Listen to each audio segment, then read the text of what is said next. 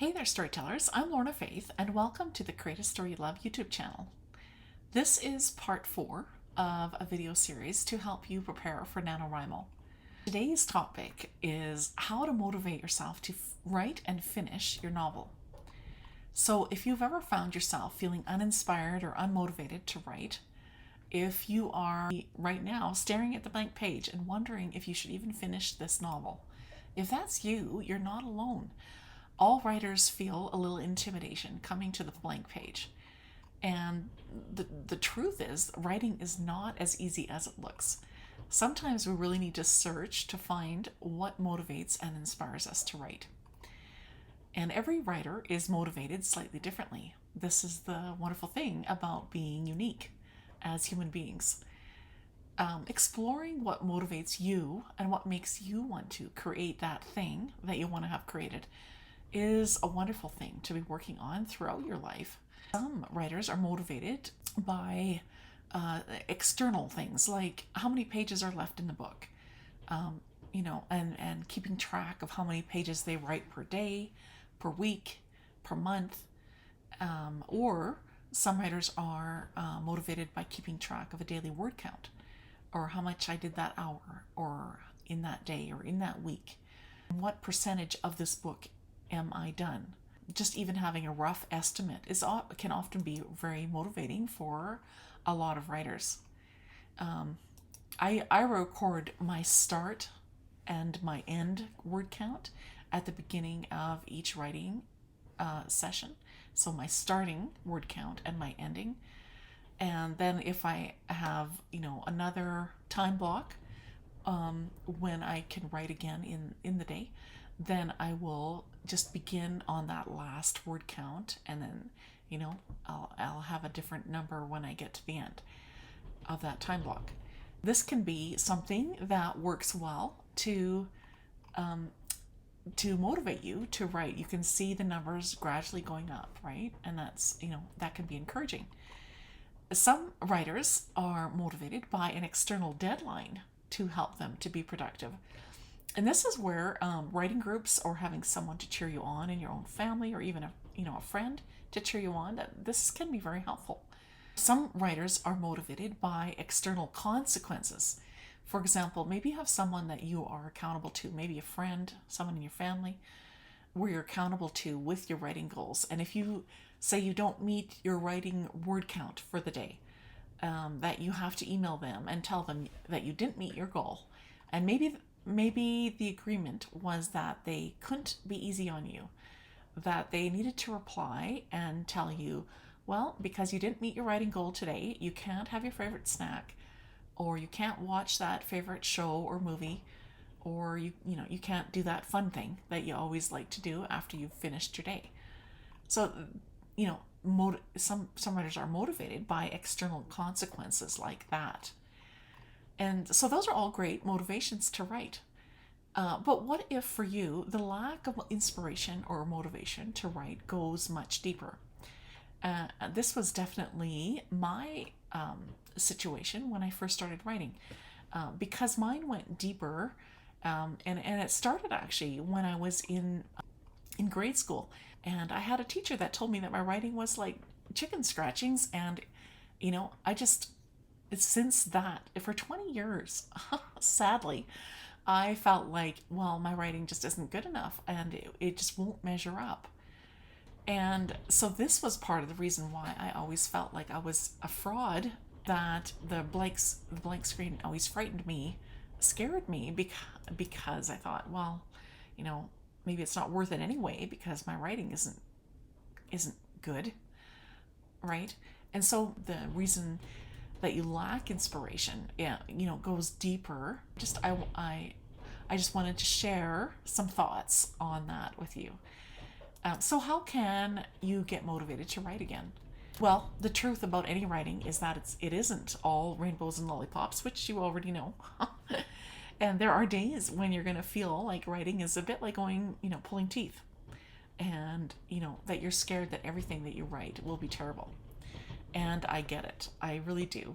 I feel that way a lot. And from other writers I've talked with, many of them also face many days when they are unmotivated or uninspired to write, and where they face the fear of the blank page. So what do you do when you don't feel motivated to write? I encourage you to sit down and write anyway, even if all you write is one sentence, just because that way resistance will not have won the day. Any kind of fear, any kind of intimidation will not have won the day. You will have won the day, even if you only write one sentence that day. Because resistance likes to come at us in all directions, right?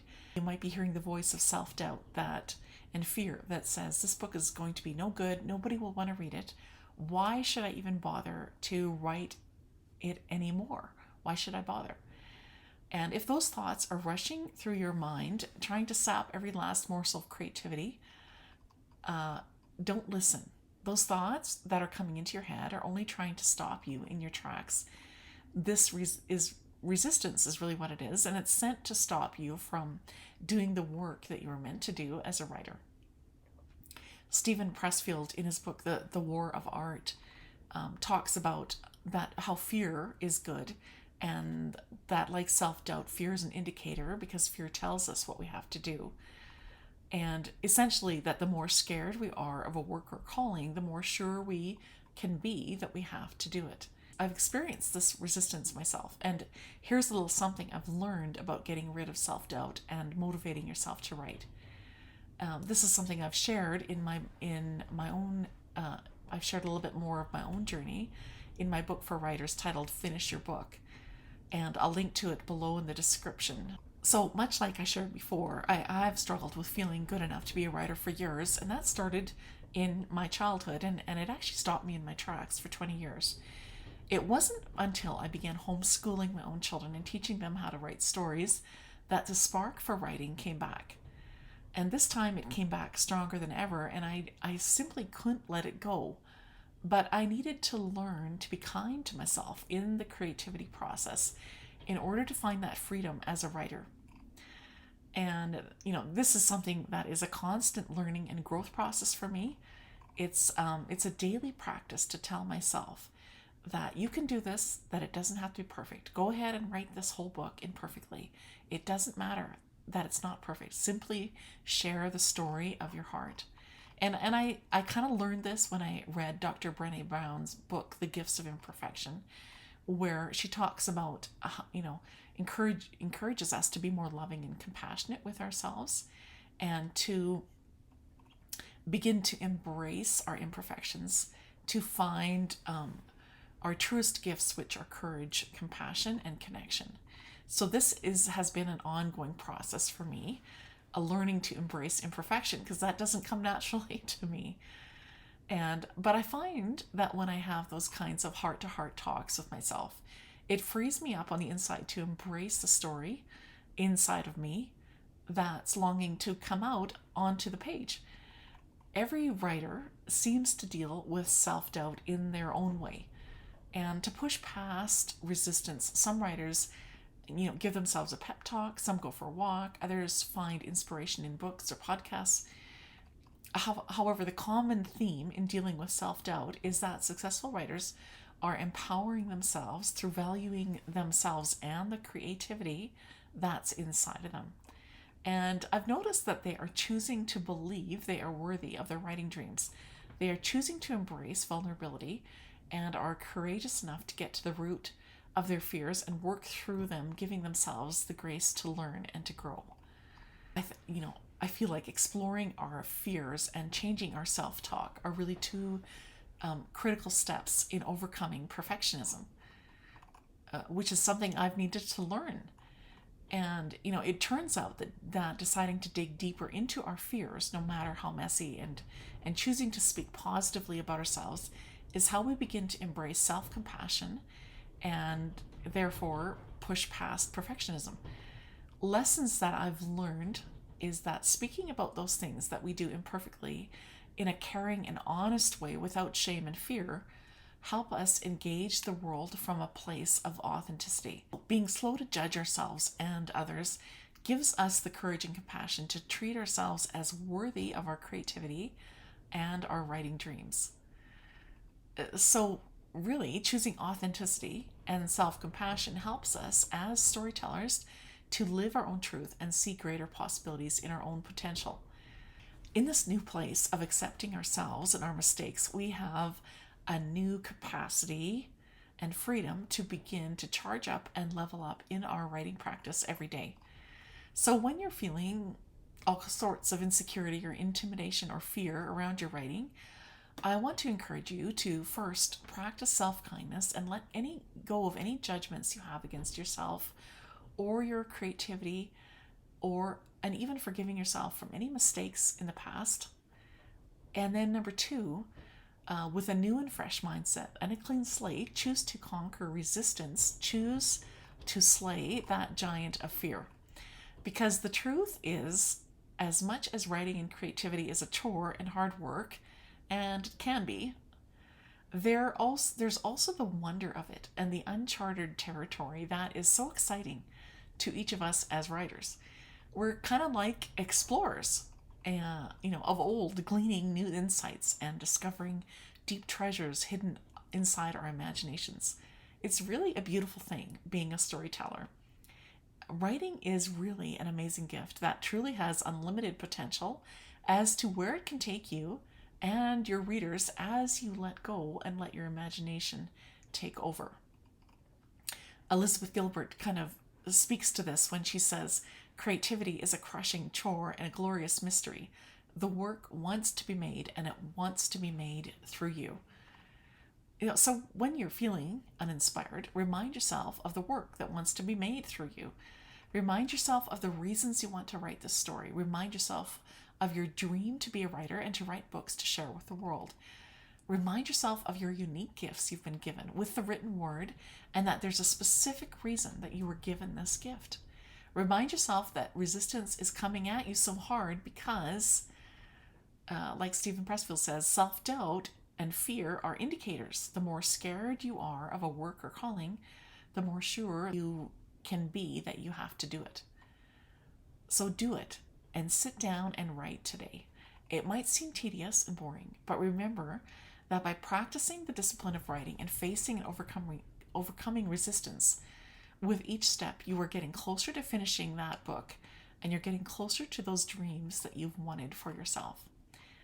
Enjoy the process of writing and of creating. Show yourself kindness and compassion, and find the joy in writing your story. When you do that, the story will literally flow from your brain to your fingers. Let writing your story be like playtime when you were a kid. Remember those days when you just really enjoyed playtime as a kid? Let writing your story be like that. Have fun and enjoy the process. Just let it flow. Show up for yourself, show up for your dreams, and show up for the work that wants to be made through you. Show up for yourself. Write and finish your book. Pick up your pen and notebook, or open your Scrivener project or the blank page on your computer right now and get to work. You can do this. I hope that helped to inspire and motivate you to write. And if you are participating in NaNoWriMo, I wish you all the best in reaching your word count goals each day. I will also be doing NaNoWriMo, and I'll be writing my middle grade fiction book, which will be an adventure since I've never written middle grade fiction before. But I've gathered a bit of research for this book, and I have a rough sketch of an outline, and I do know the climax of this first book. So these are all helpful things. So because I am joining NaNoWriMo, I decided I wanted to use as much time as possible to really focus on this book. So I won't be adding new videos in November. However, I will add a new video at the start of December, and I'll let you know how my writing went for NaNoWriMo. So I hope you have a wonderful month writing, and I will see you next time. Happy writing.